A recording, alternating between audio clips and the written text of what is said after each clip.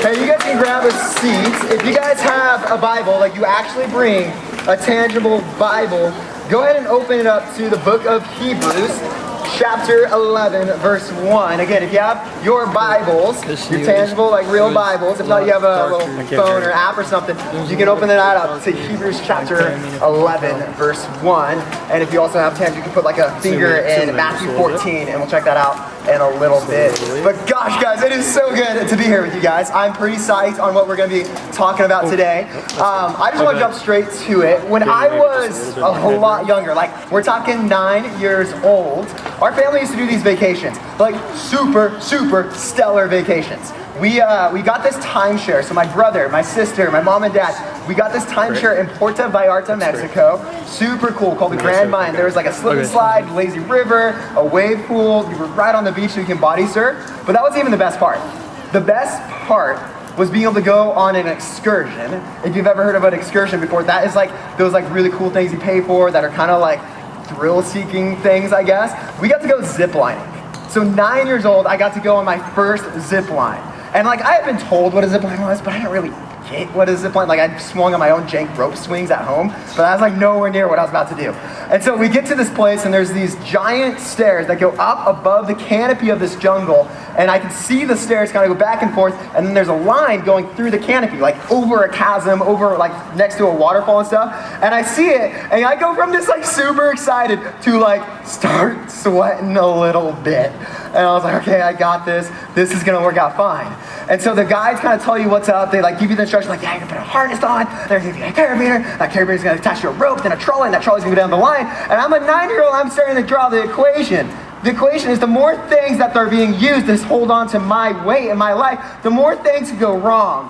And so I'm really getting nervous, and I start climbing up those stairs to the top of the zip line where it starts, and my dad's in front of me, and he's like all stoked. My older brother, he's excited. So they go down first. And I was like, okay, all right, that's not too bad. They do it. And so the guy hooks me up, and we're on the zip line, and we're 140 feet up or something like that. And to a 9-year-old that's only 5 feet tall, that's like 30 of my body height stacked up. Like it doesn't sound big, but when you're 9 years old, you're like, like you're looking down and it's terrifying. And so they stand us up, right? And I get my toes off to the edge, and I'm like getting really nervous. The guy starts saying stuff. Like he starts saying like 60 years, death. What? 60 years death? A 6-year-old died? I look back and he's like trying to explain it more, and I realized the reason why I wasn't picking up what he was saying was because I was like peeing myself a little. I was so scared. I like had like a little like it was wet, and I was like that's why I wasn't hearing him. So I look back, I'm like, what'd you say, man? And like I'm trying to hide it, I'm in my swim trunks so no one can tell. And he's like, oh, this has been operating for 60 years and there's been no deaths. I was like, oh, you're good. Okay, cool. And so I like get closer, and then I think about that. It's been operating for 60 years. His witness and his like wording said it's been operating for 60 years. I had seen my dad go on it, so I had reasonable like confidence that I could trust this zip line. And so I'm 9 years old, my feet are overhanging the edge, and then I take the step. And I just sail through it, over the rocks, over the like this giant canopy of a rainforest, through the trees. I actually get like sprayed on by the waterfall, so by the time I landed, everyone's like, oh, you're soaking wet. I'm like, yeah, this is just a waterfall, And so I get to the bottom and I was just so stoked. But you see what that is right there? What had just transpired was me taking this idea of reasonable confidence. I had evidence to trust this zip line. But that reasonable confidence was followed by a courageous response. I mean, for a 9-year-old, that is a courageous response. They'll actually step out off that ledge. And I love that because that's the definition of faith, isn't it? I think we could all use that definition on the daily. In fact, many of you guys probably use that definition of faith today without even knowing it. How many of you guys rode in a car today? Like any vehicle? How many of you guys have rode in a vehicle in your life? Okay, everyone. All right, so if you've ever gotten in a vehicle before, you have used that definition of faith. You have a reasonable confidence that everyone's gonna stay on the right side of the road unless you're in Australia or England or New Zealand. Like you're gonna be on the right side of the road. You have reasonable confidence your driver's gonna be safe, but it takes a courageous response to get in the car and drive. and trust your driver. Now, that reasonable confidence doesn't mean 100%. It doesn't mean 100% certainty that no one's going to mess up on the road. But it's reasonable to believe that that car is going to function the way it should and to show your driver. So you respond with courageous response. So that's the definition of faith. We all can sit on that, right? That faith is reasonable confidence followed by a courageous response. Well, why does this happen? Fill in the gap for me. How come the moment that critics or critics of the church say that faith is just a blind leap? Or faith is just having less doubt? How come people maybe even inside the church, misinformed, even say just like, don't doubt, doubt is bad. Just have more faith. That doesn't make sense to me, because that's not the definition of faith that I know, and that's not the definition of faith that we know. So how come that changes all of a sudden with the church? Because that wouldn't make sense in anything else. That like blind leap or like wishful thinking, that's faith. Dude, you apply that to a cliff jumper. I should have stayed with the zip line. You apply that to a cliff jumper, right? If a cliff jumper has blind faith, a cliff jumper, they jump into a lake super high or into an ocean and they land in the water, it needs to be at least like 15 feet so they don't hit the bottom. If a cliff jumper jumps off a cliff just blindly without checking the depth of the water, what's that called? Stupidity, man. It's not cliff jumping anymore. Well, we all get that. So how come when we make faithful Christianity just wishing upon a star, is that still Christianity? I don't think so. I think that's stupidity. And I love you enough to tell you that's not Christianity. That's not the Christianity of faith that we see in the Bible. And what I want to do tonight is actually unpack the biblical definition of faith as a reasonable confidence followed by a courageous response. And to do that, we actually have to jump back 2,000 years ago to see what these guys, the whole New Testament, the authors of the New Testament, the last 27 books, who witnessed Jesus, but let's get that straight. These authors that write about faith actually witnessed Jesus, or this had an affiliation with someone that witnessed him, have to say about faith. I want to jump in there tonight, and I want to understand the biblical definition of faith so I can apply it to my life. And I hope you guys want to join me in that too. You see, these guys that wrote the last 27 books called the New Testament. The New Testament is the account of either Jesus walking on earth or how his followers responded to his resurrection. And they actually claim that they witnessed not only that God exists, but he reveals himself through Jesus. And they get to write about that. And we get to look at that today. And I want to actually jump in to Hebrews chapter 11, verse 1, where we get to see this author who had an affiliation with someone that actually witnessed Jesus rise from the dead and see what he has to say about faith. See, check this out. In Hebrews chapter 11, verse 1, he says this. He says, faith is the reality of what we hope for and the proof of what we don't see. Where in that, help me out, where in that definition do we see faith just being a blind leap? Where in that definition do we see faith just be wishing a little bit more, hoping a little bit more? I don't see that. I see faith is reality, or in other words, proof. Some of your other versions could say confidence instead of reality, or evidence instead of proof. Basically saying that, no, this is legit. There's reason to believe that one, God exists, and there's reason to believe that Jesus, his revealing of God, rose from the dead. That's the biblical definition of faith, that there's reasonable confidence followed by a courageous response. Think back to the zip line, right? I had the evidence. I had evidence that it had been working for 60 years without any incidents. I had evidence that my dad, who's a brute of a guy, big old police officer, who, by the way, while we're on this like all-inclusive, you guys don't know what that means you can eat whatever you want, as much as you want. You don't have to pay for it. Well, you pay in full, like in the beginning, but you eat whatever you want. I had, like, as a 9-year-old, witnessed my dad eat as much as how much I weighed as 9. And that was my evidence, right? 60 years backing, and my dad, who ate a ton, that zip line held his weight. So I had reason to believe that zip line could hold me. These biblical authors have reason to believe that Jesus rose from the dead because they witnessed it. They witnessed the risen Jesus. There's a ton of scholarly account that all of history will say that Jesus was a real person. Even scholars will agree that the tomb that Jesus was buried in was empty the next 3 days. And that's something we have to wrestle with. And these witnesses say that faith is a reasonable confidence, not a blind belief. Let's look into another example. If you have your Bibles, Matthew 14, verses 24 to 33. This is going to be a wild story. Some of you may have heard it because you've been like raised in the church. Some of you, this is going to sound totally bizarre, and that's okay, but we're going to look at it together. Basically, in this chapter, Matthew, who is also a witness of this resurrected Jesus, the guy where Jesus rose from the dead, Matthew sees that. He says this. He talks about this story, this time where Jesus sent the disciples, or in other words, the followers of Jesus, across the sea or a giant lake. And Jesus goes off to do his own thing. Well, and then the disciples, they're in this boat. They're cruising through the lake. All of a sudden, a massive storm hits. And it's just the way that the landscape works. This wind's able to push through these mountainsides and cause this giant uproar in the lake. And things are getting crazy. I want us to picture that right now, like any storm that you've ever witnessed and how big waves can get in Morro Bay. Imagine seeing that and being in a first century fishing boat. Like, we're not talking about the Coast Guard boats that like ram up over those waves in Morro Bay. We're talking like first century wooden boat in those waves getting battered left and right. It's probably splintering, it's probably breaking, it's on the verge of collapse. There's probably like tar on the side that has leaks and it's like spraying through. The disciples are freaking out. They're terrified. That's what Matthew says. But it gets crazy. While this is happening, remember Jesus is off praying somewhere and doing his thing. All of a sudden, they see a figure out in the storm.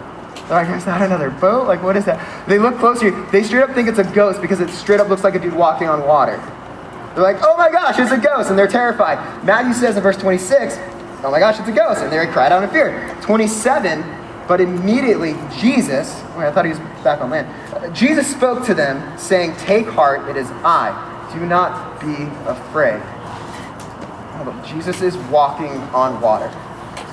That's wild. Humans don't naturally walk on water. Well, Jesus being the Son of God, God can do what he wants. He's supernatural, above the natural. He's walking on water. Verse 28, it's Peter, of course, the disciple. He answers him, Lord, if it's actually you, command me to come out on this water. Jesus responds to Peter, and he says, come. What's going on? A lot is going on. But think about Peter's perspective for a second. Peter had seen Jesus work before. He had seen Jesus actually perform miracles. He'd seen Jesus just feed a ton of people by multiplying food out of thin air. He'd seen Jesus open up blind eyes. He'd seen Jesus actually heal people. Like, we're talking like leprosy being gone by Jesus claiming that. And now this Jesus is walking on water.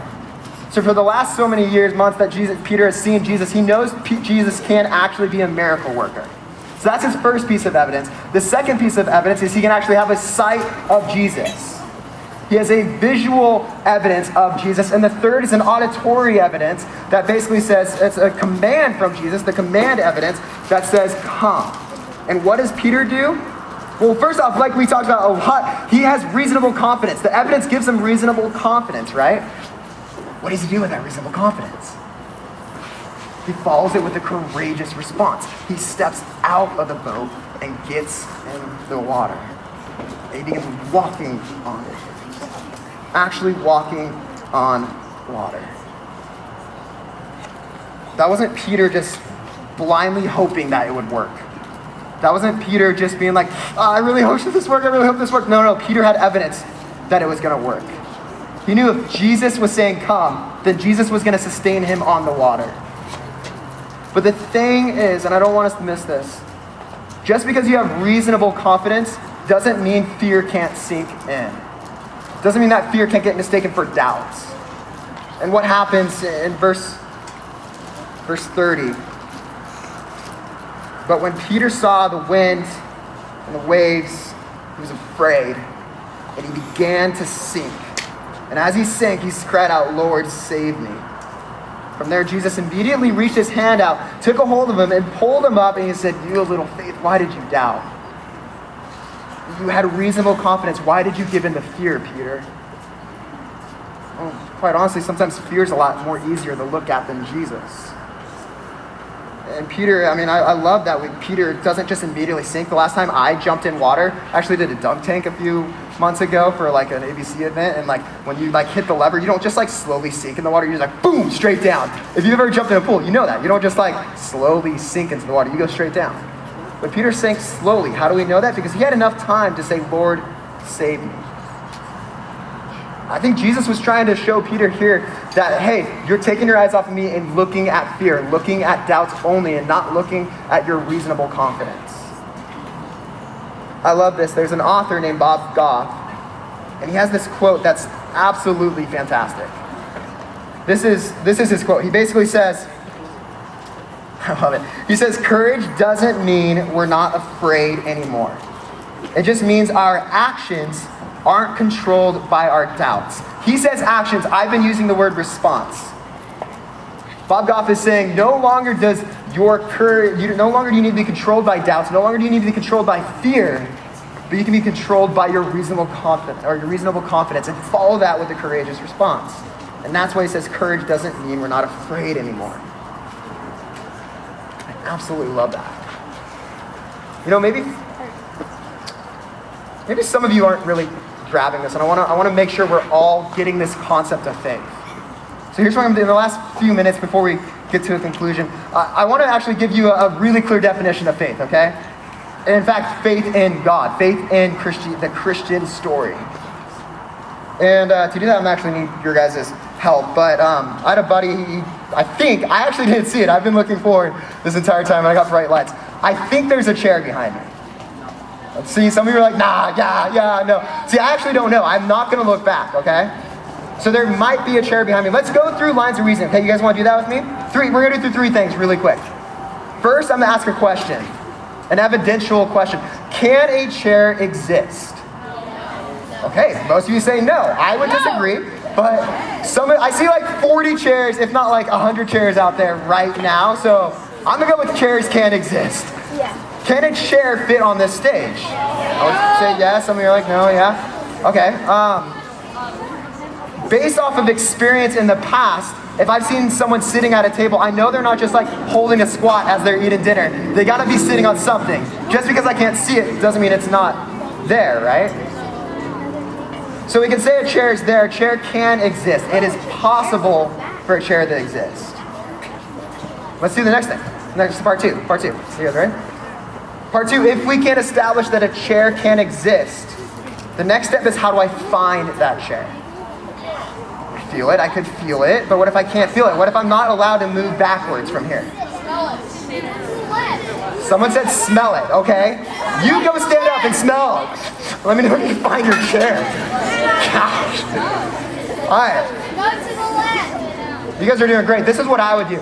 I'm actually going to rely on witnesses. I have about 200 people in front of me right now that can direct me to where this chair is. And without like turning around, I can walk sideways only. Will my witnesses actually guide me to my chair? Maybe? All right, just hold up. Tell me which way it is. It's going to be really... So left. I'm going for it. All right, pause. I gotta repeat what I'm hearing. That's all I'm getting from you guys. So right? I can't see you, but I trust you. You have your phone lit up. What's your name? Presley, you're my number one witness. Right here? Back or forward? Okay, that's enough. This is it. Presley has spoken. Presley, who has her phone light interface, has spoken. So I have evidence that a chair can exist. I use logic to draw that conclusion. I use you as witnesses to show me that a chair can't be here. Courageous response. You guys could have messed me up so bad. You guys could have like damaged my tailbone. You guys see what I just did? Are you guys catching that at all? I literally just gave you the 3 steps that we can actually conclude not only that God is real, we can have reasonable confidence He is real, but I also gave you how to actually have a courageous response. You didn't catch that, let me explain it. What's the first thing we did? We asked the question, can a chair exist? How many of you asked that question about God? Can God actually exist? Could He actually be real? How many of you guys actually asked that? Not only that, but how can we know He's real? I want to encourage you right now, there is so much evidence that could actually point to God. Let me give you just a brief one. Take, for example, just the world we live on. The world we live on, any closer to the sun, we're burning up. Any further away from the sun, we're freezing up. Take our bodies. Our bodies have all these different organisms or organs inside of them, all this DNA that all looks like a design. Our world, any further or farther or closer, like I said, is designed. Our cosmos, our universe, we call it a solar system. Get that system? A system is something that's designed. Other worldviews would claim that the universe, our bodies, the world, is all just an accident. Just a random chance. How many of you guys have ever just heard of a story of a giant blender and you throw some leather, you throw some electronics, some metal in there, throw on that giant blender and out pops a Tesla? No, that doesn't happen. Elon Musk intelligently designs a car. If something is designed, what does it point to? A designer. Our solar system, our bodies, our world points to a designer. Guys, that's only one. There's so much more that we could go. Here's the second thing. If there is a God, the second question we need to ask, how do we know he revealed himself? How do we, if you are a Christian, if you're someone that calls yourself, I am a follower of Jesus, how the heck do you know this God revealed himself? We'll turn through scripture. I even talked about it before we read Hebrews. The New Testament, the last 27 books of our Bible, refers to these guys as witnesses. Witnesses to the resurrection. God revealed himself through the person of Jesus. I don't want you guys to miss this, so please bring it in the last few minutes. We know that God can exist through evidence. We know that God has revealed himself through the person of Jesus. If you guys need more cues in on that, then bring in some friends, ask that conversation and let it happen. Here's the third thing. What do we do if we have reasonable evidence and a reasonable confidence that God can exist? That he revealed himself through Jesus, and we have witnesses that actually point us back on how to actually understand this God and understand this Jesus. What's the next step? Is to take a courageous response. I don't know about you guys, and I don't know where this is actually landing with some of you guys. But I would say there's probably three groups of you. And if you were to honestly take a moment and actually think about it, the first group, man, you guys could be here just to have fun. You could be here just to have hangout time with your friends, and we love that. We create a safe space for you guys to do that. But you could also not give a lick. You could care less about God and Jesus and this whole thing. And maybe that's you because you have doubts, man. Maybe that's you because you have these different pieces where you don't actually have a reasonable confidence that God or Jesus even existed. And I want to speak to that group real fast. Group, if that's you, if you fit into that group, man, I encourage you, wrestle with those doubts. Ask your leader tonight, man, I don't know if Jesus actually rose from the dead. How can I know that's legit? Have your leader kind of have that dialogue with you. And leaders, I'll take the first step. Man, if we don't know an answer to a student's question, we'll be the first one to say, I don't actually know that. That's a great question, but let me sit with you in that, and we can talk about that together. And maybe I'll get back to you if I don't know a direct answer. So if you are in that group, man, I highly, highly encourage you, wrestle with those doubts. Ask people about those doubts. Then there's the second group. The second group that's probably been coming to youth group for a whole long time. That group probably actually has reasonable confidence to believe God is real, that Jesus is this revealing son, but maybe you haven't actually stepped out. Maybe you're just like Peter, you could have stayed in the boat rather than taking that courageous response and actually trusting God and actually trusting what his word said. Man, if that's you, I actually challenge you, take a step, man. Do something. If you hear a message from stage of God's word, respond to God's word. The same way that Peter, when he heard God's voice or Jesus' voice say, come, he responded. I hope that's you and you can do that. And there's a third and final group that I don't want to miss in this. Because some of you, and I know you're out there. I've had conversations with you, and it just feeds and just fills my soul so much. There's some of you that are actually doing all that. You have reasonable confidence, and you're taking that step of faith. You're taking that courageous response. You're doing both of those things. Man, I'd say if that is you, you are a authentic, real disciple of Jesus. But don't stop there. Because there's other groups, and those other groups need to be moved along as well. There's groups that have doubts. Man, you better go sit with your friends that have doubts. Here's an easy start. If your friend actually loves you and you have a good relationship with your friend, start asking them like, hey man, like how do you know, like, how do you like not believe in God? Like what's your reasoning? I'm not doing that because I'm putting you on the spot. I just want to know, man, like what's up? Do it with a family member. Family members are gonna love you no matter what, right? Like have that conversation. If you do have a family member that totally loves you, have that conversation if they don't believe in Jesus or God. If you know people that do believe in God and Jesus and they're not like actually taking those steps of courageous response, help them get to that stage as well. Because you know what that is? I'm speaking to like authentic disciples. You know what that is? That's called discipleship. Making and helping others look more like Jesus. I'd love to just pray for you just for a second. But as I pray, I want you to think back to which group you're in. Because I'm going to specifically pray that God is actually going to move in your heart, that you do something with this message. You don't sit still. And so think about what group you fit in. I'm just going to pray over you, and we're going to go back into one more song and then invite you guys to something afterwards. So you can bow your heads real fast. Let's pray and get at it. Father, I don't know. I first off just hope that this message and this topic and your word was actually illuminated tonight a little bit. That we don't have this like mixed definition of faith anymore. We actually know faith is a legit, like grounded in evidence, is a reasonable confidence followed by a courageous response. I pray that we can have true faith. Father, I pray that we don't just hear these words, but we actually respond to them and we do something with them. I'm tired. Honestly, God, I'm so tired of even myself. I repent of times that I've not done your word. I've not responded to it. Father, even if I ask that for these students, I ask that for myself for first and foremost, that I can respond to your word. I pray that over each and every single student. If there's students out there with doubts, man, they wrestle with those doubts. If there's students out there not taking courageous responses, man, that they take courageous responses. And if there's our resilient disciples out here, which I know there are and I believe they are, God, you empower them. You give them boldness to actually help their friends look more like Jesus. God, because we need it so bad. Father, with that in mind and all that just accumulated tonight, we praise you and respond in worship and singing. It's your name we pray. Amen.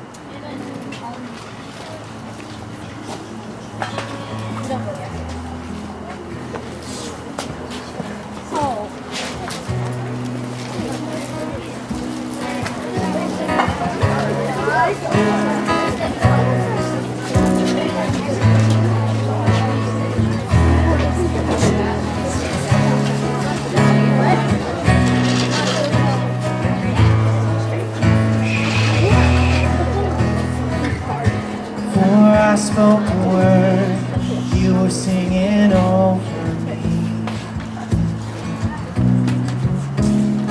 You have been so good to me. Before I took a breath, you breathed your life in me. You have been so kind to me. Overwhelming, never-ending, reckless love of God. Lord, it chases me down, fights till I'm found, leaves the 99.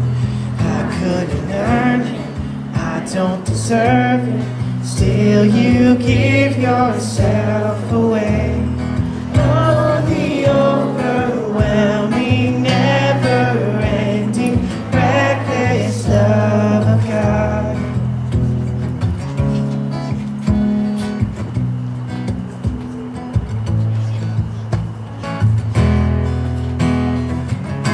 When I was your foe, still your love fought for me.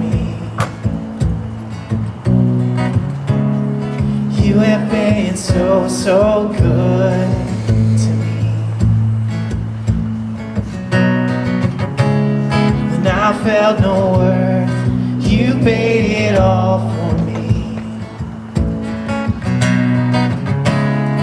You have been so kind to me. Oh, the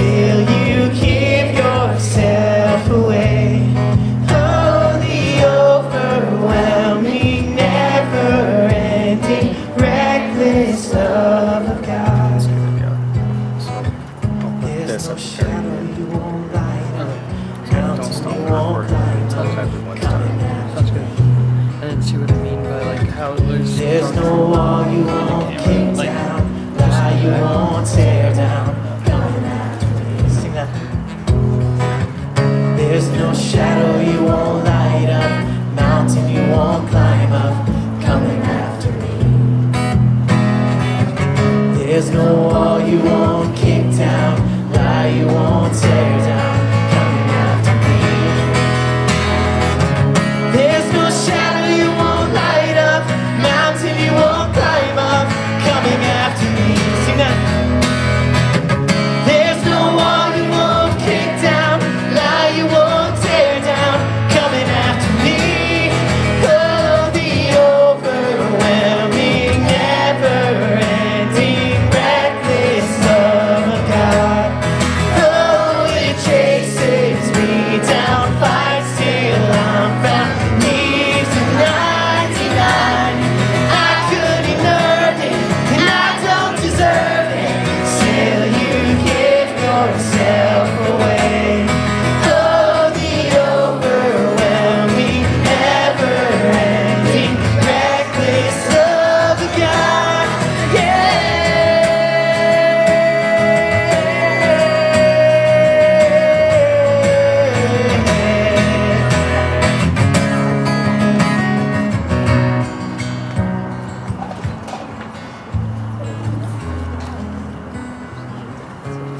Awesome. You guys can have a seat real quickly, just for a minute, before we head to groups. Hey, super important message that Josh has shared with you tonight, and that's a big heartbeat of what we do here in student ministries. Is we want you to take courageous steps of faith in your walk with God, but a lot of you probably are wrestling with some doubts. If you're anything like me as a teenager, you're wrestling with doubts. There was a time in my life where I walked away from Jesus because I just couldn't believe the truth of the Bible and the gospel, and I didn't have an adult in my life who would walk with me through the questions and walk with me through the pain and answer these questions. Now, you have a huge group of leaders here who care about you and love you and will walk with you through your doubts and your questions. Now, they may not have all the answers, but what we talk to our leaders about all the time is, man, if they don't have the answers, the response that we want to give you is, that's a really good question. Let's work on that, finding that out together. This is important as we take our steps of our faith. It's okay to have doubt, and it's okay to be confused on things. We don't have to have all the answers figured out. You don't have to have a pastor level education about the Bible. We want you to start taking those steps each day in your walk with Jesus, and sometimes we've got to talk through our doubts. So we want to invite you to something we're really excited to announce this, but we typically go to an event called Rethink Apologetics every year. Some of you guys remember, because you've been with us before, especially your high school guys. They didn't have it this year, right, because of COVID, so we didn't go. It's normally in September. But we're going to be doing an apologetics conference just for ABC here at the church in November. When apologetics is a fancy word for defense, how do we answer these tough questions? And there's going to be a lot of tough questions answered. So I'm going to be doing some of the messages and talking about really heavy-hitting things about our faith, answering questions like, how do we know that Jesus rose from the dead? How can we trust our Bible? How do we even know that there's truth at all? How do we answer these hard questions about science and God and reality? And how do we determine who God really is? And we would invite you to be a part of that with us. So we're going to be releasing some more information about that soon. But we're excited because we got a couple guest speakers coming besides me. One of them is a friend of mine. His name is Alan, and he's from Stand to Reason. So if you've been to Rethink, you know Alan. You love Alan. He's amazing. He'll be up here sharing some really cool things with us as well. And then another guest speaker, some of you might know, his name is Zach Saylor, and he's one of our leaders. And Zach is going to be sharing about God and science and how our faith can be compatible with science. So we're going to be looking forward to that. But know that we are a church who wants to walk with you through your questions. So I pray that you have an amazing discussion with your groups tonight, that it's a really fruitful time for you guys. Know that you are loved, you are welcomed here. We are so excited that you're with us. And have a great week. We'll see you next time.